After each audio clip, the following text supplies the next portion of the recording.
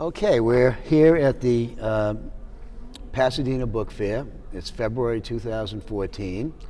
The book fair is sponsored by the Southern California chapter of ABAA.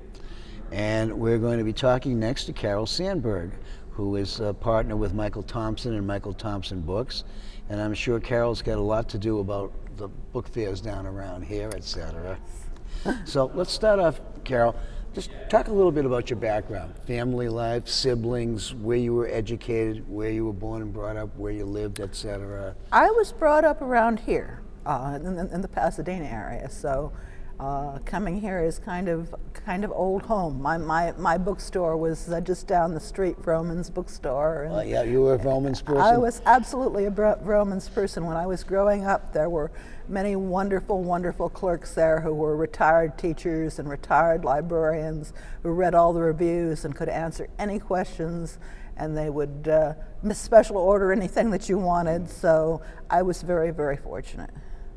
And in your family? Yeah, and my family, my father was always a big bookshop goer. My father, who was in the aerospace industry,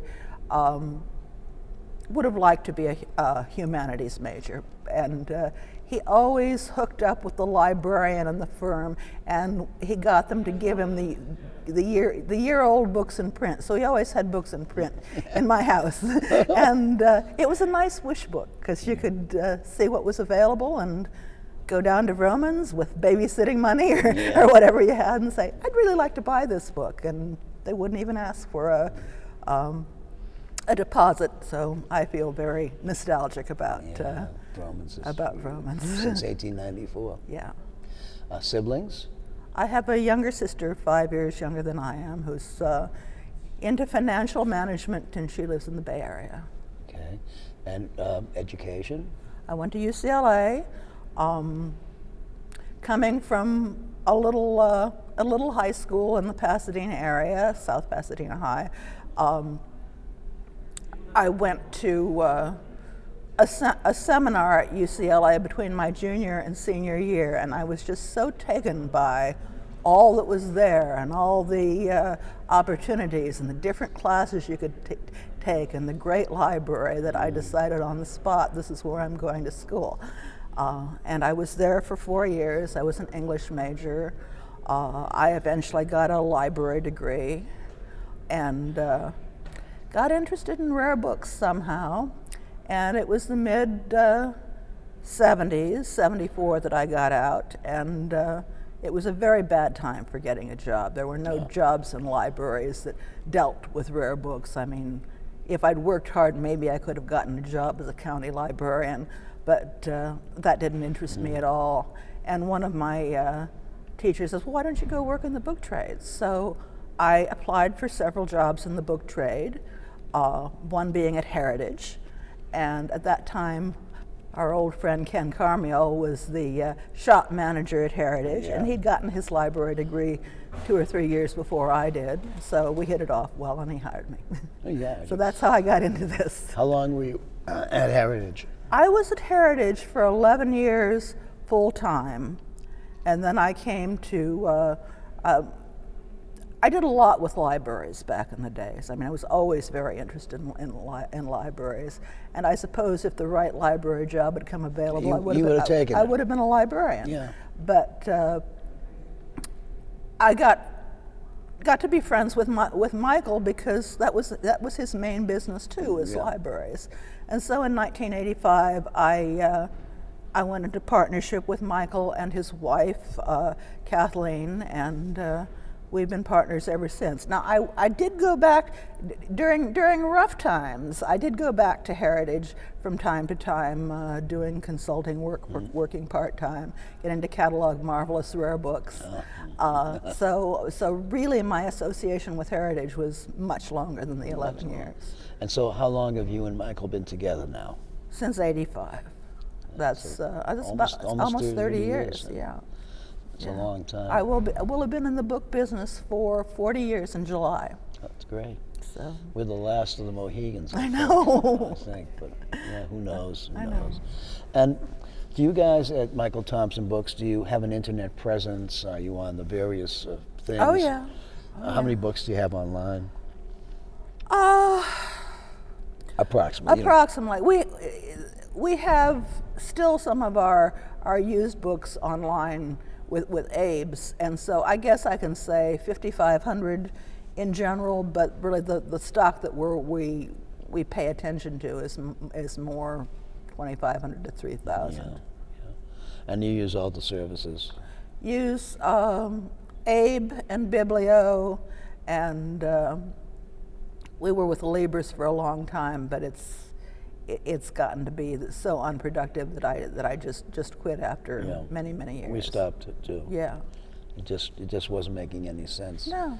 We were getting the orders from, most of the orders came from Abe. Sure. And now most of our orders come from the ABAA, Yeah. Biblio connections. Yeah.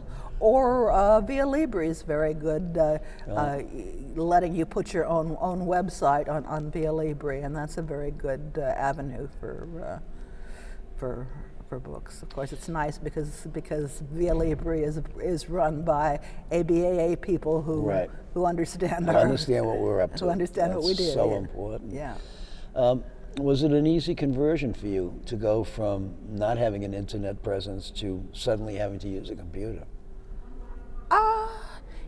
I think it happened it was not a difficult thing for me to do. I did a lot of working part-time as a typist. I was a very fast typist, so I had the skills. Mm-hmm. And it was not really too difficult. It wasn't a big What thing. service do you guys use? What? Oh, our website is through Bibliopolis. Did Amika design it for you, or Alan? Luke and Alan, I'm not really sure who did. Probably Luke Lozia? Yeah. Yeah. Yeah, and they're always very responsive. They give you good support. They're good people to work with. Good people to work with is right. Yeah. You got into the book business because you wanted to be a librarian, and then you figured out, well, maybe this might be fun. What are some of your fond recollections of your memories of your career in book selling? Oh my. Just I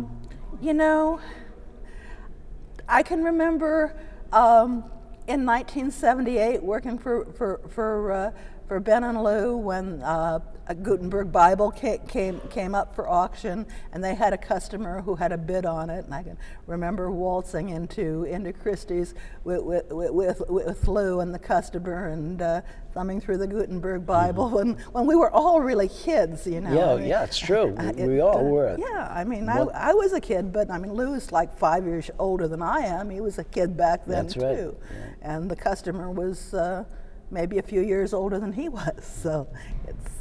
Did he buy it? No, he put in a fairly strong bid, but he didn't buy it. Yeah. But it was that fun. the one that was bought for the German? Yes. Yeah. Yes.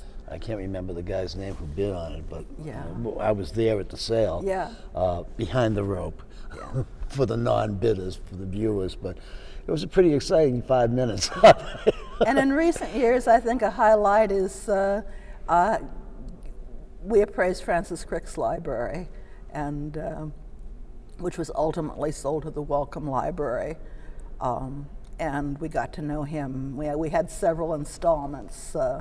His personal papers actually went to UC San Diego, and many very happy memories of spending time going through his papers and talking to him and his wife Odile, and sitting around the poolside at his home in La Jolla. Just very, very, very good memories. Definitely a highlight. Who were some of the people who, other than Lou and Michael, who were some of the people who were mentors or who were very helpful to you when you first started in the trade? Well, Kenny, of course. Ken Conwell, yeah. Kenny's been a very good friend for a long time. You know, one of the nice things about working for a big house back in the days is that there were a lot of other fine people who were getting started who I worked with too. John Windle spent a while at Heritage, though of course his major career was Howell, and he was on his own before he went to Heritage. Gordon Hollis was there. Helene Katz, who did who had a women's who dealt in women's books for a long time. Roy Bleiweiss, who had a short career in dealing in law books.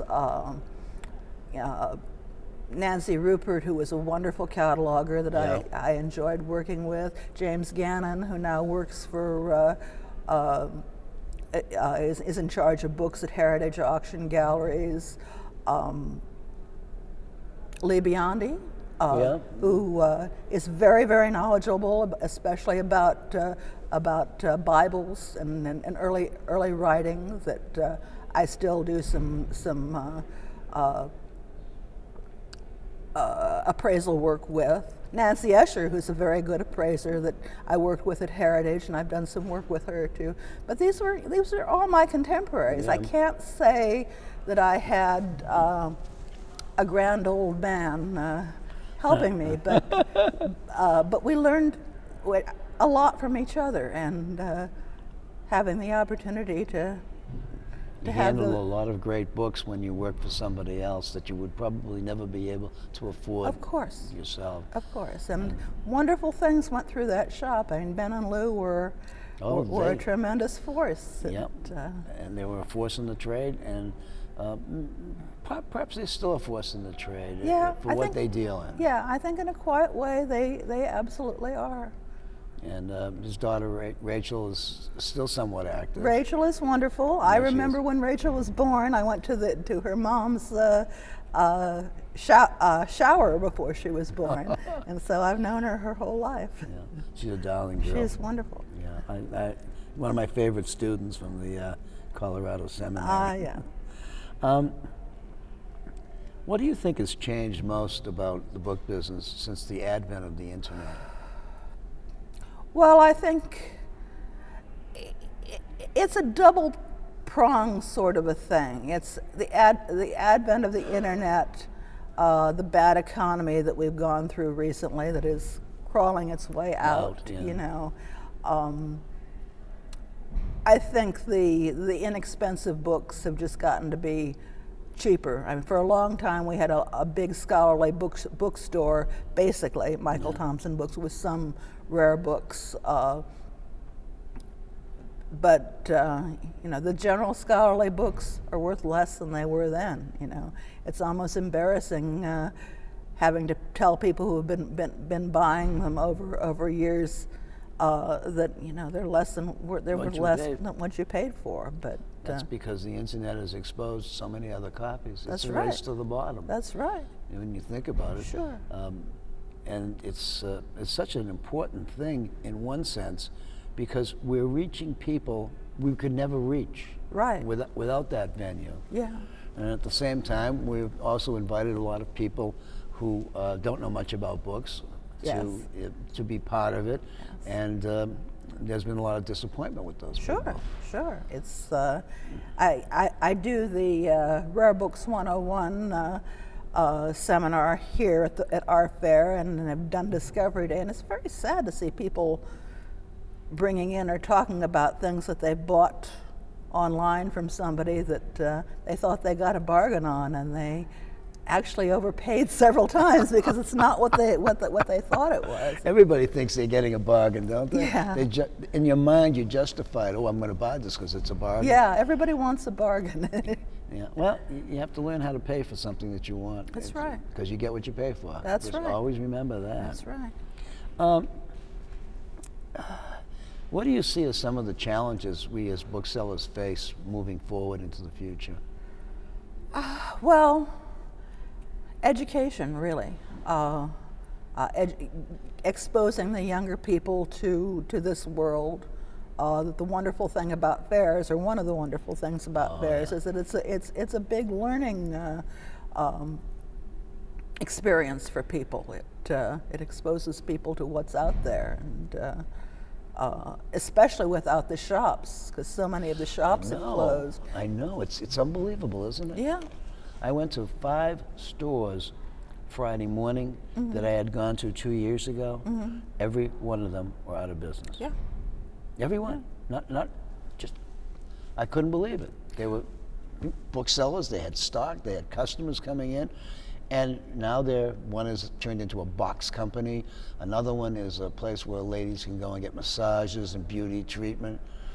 I said, the world is not a good place. For people who were raised like we do, like we were, it's very sad. It is. It's very difficult to justify traveling to places now because there's so few booksellers to justify it. Yeah, that's right. I mean, I remember coming out here in the 60s and 70s and spending, a week in the LA area and a week in the Northern California area and buying stuff and scouting very well in both areas. Open shops, and it was like a really nice time. But you said to yourself, I hope this never ends. Yeah. But it did. It did. It Yes. did, like everything else. Sooner or later, we all have to face up to it. Yeah. But the lack of open bookstores where people can congregate, where people can speak to booksellers about their interests. I know. It's not around anymore. Saturday afternoons at Ben and Lou's, and I'm sure at many other shops as well, was wonderful because the collectors would come in. They didn't have other opportunities to talk to collectors. So the guy that collected Steinbeck would be talking to the guy who collected books about corkscrews. Yeah. And you get all sorts of really interesting people there, but that doesn't happen anymore. No. Do you guys still have your open shop? No, we closed the open shop in 2006. And the reason we did it was because the rent had tripled. God, yeah. That's especially where you were. Yes. It was a nice location, It's a lovely location, but that's another thing that's really, really contributed to shops dying, is that in the major cities, the rents are very high. But we saw a decrease of people coming in as the internet took hold. I mean, there would be far fewer people coming in looking for books because they were doing it online. Yeah. Where are you now? We are a block away from our old store in an office space. And you find that more conducive to getting things done? Absolutely, absolutely. And not that many people come see us. A few people come see us, and we're certainly very willing to talk to people, but it's not like the old days. What can you say?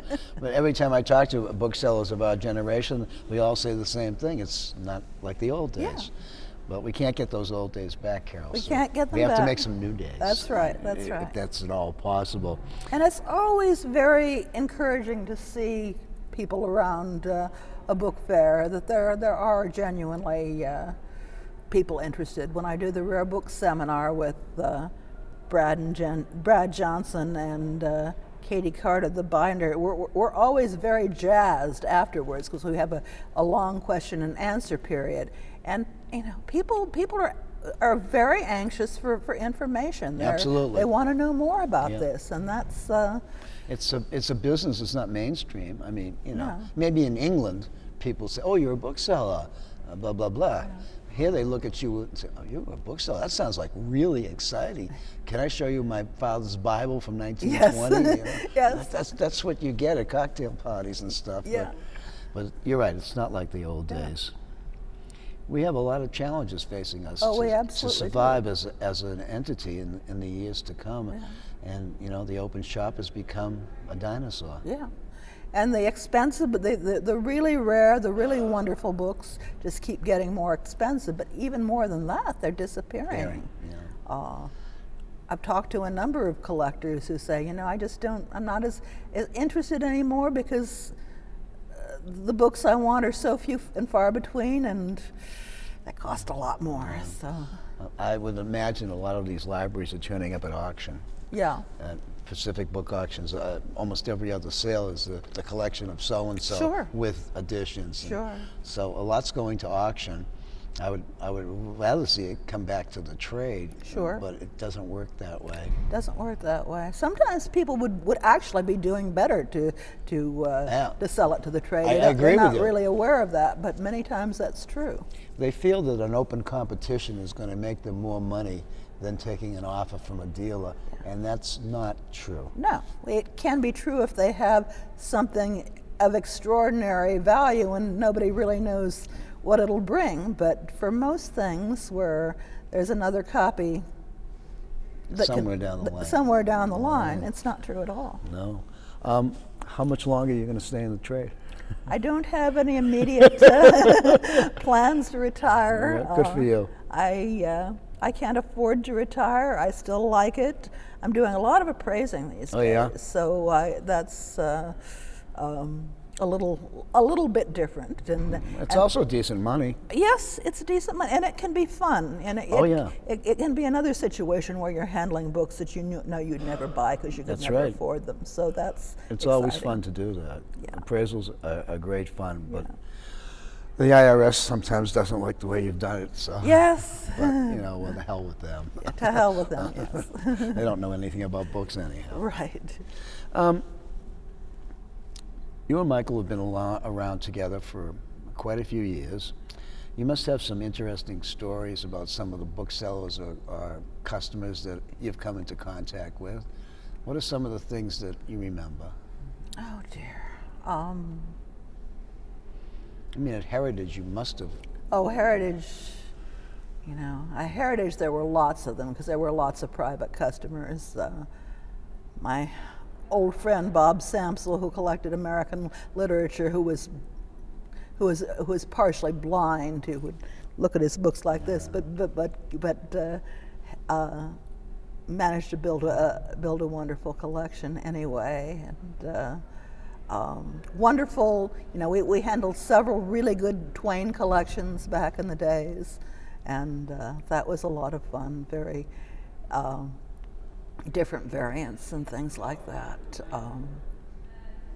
I always liked cataloging history of science. I always liked voyages and travels. Those are big, expensive areas, so It's worth you spend some time with them, that's all. But it seems to me that the last several years, there's been a strong move towards ephemera. Yes, I think so. Photo albums, I think so. signed photographs, posters, broadsides. I think that the collector is becoming more visually oriented. Absolutely. And I think this could be one of the waves of the future. Sure. I think there are young people getting into collecting, but they tend to be more visually oriented. Mm-hmm. They're collecting different things than we would have bought or stocked when we were younger. Are you people still doing the same thing that you've always been doing? Have you branched out into any other areas? Well, we're very much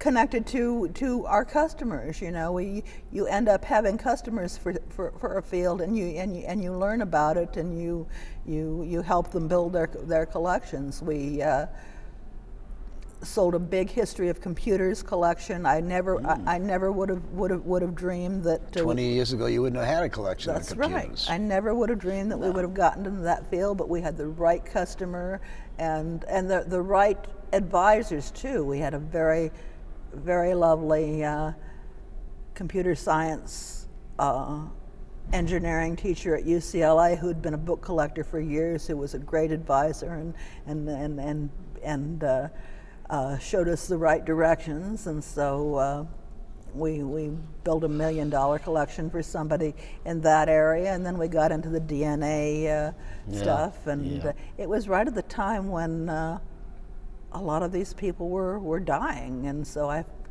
got to meet some people before they. For the big dirt nap. Yeah, that's right. So that was very exciting. And you've handled some great things. Yes, absolutely. We're doing a lot with Bibles these days, which I wouldn't have expected. But the Bible is such a is so basic. It has something to do with every aspect of human history, and just from an intellectual point of view, it's a very interesting area. I was recently called to the Andover Document Center in Andover, Mass, to appraise the Bible that George Washington took his oath of office on. Wow. And they opened it to the page and showed me where he put his hand. Talk about exciting. Oh, absolutely. And I mean, it's been at 22 presidents' funerals and 13 inaugurations, and yeah. and so it's at the Masonic place on Wall Street. In order for them to have it repaired, they had to have it appraised, and then once it was repaired, they had to appraise it again. And then it was transferred, because it was in the transit. They were worried about it, that someone might try to steal it or it might get destroyed. Yeah. But how do you put a price on something like that? It's just, Yeah, there's no comparable copy. No, it's a matter, you put it at auction, and it depends upon who's in the room, and we'll That's all right. get surprised, you know. Yeah, but so I think at the time I appraised it for $2 million, which probably now is pretty cheap. But, Which probably is on the cheap side these days. But, who knows? You take it where you get it. Yeah, exactly. Any final thoughts? No, I was just thinking as you were talking that one of the things that I think that we all have in common is that we're all really history buffs. We get excited by history. You know, occasionally you'll meet a sullen teenager. I don't know why you have to study history, but we always want to study history. Absolutely. We do get that. Rush. The heart does beat a little faster handling the Bible that George Washington took his oath. Yeah, I mean, it was, a memorable experience. Sure, absolutely. Well, Carol, thanks so much for Thank you very much. 30 minutes of interviewing, and I hope you do well at the fair. Thank you. We'll see you when they come out. Okay, I hope you have some more great interviews. I hope so too.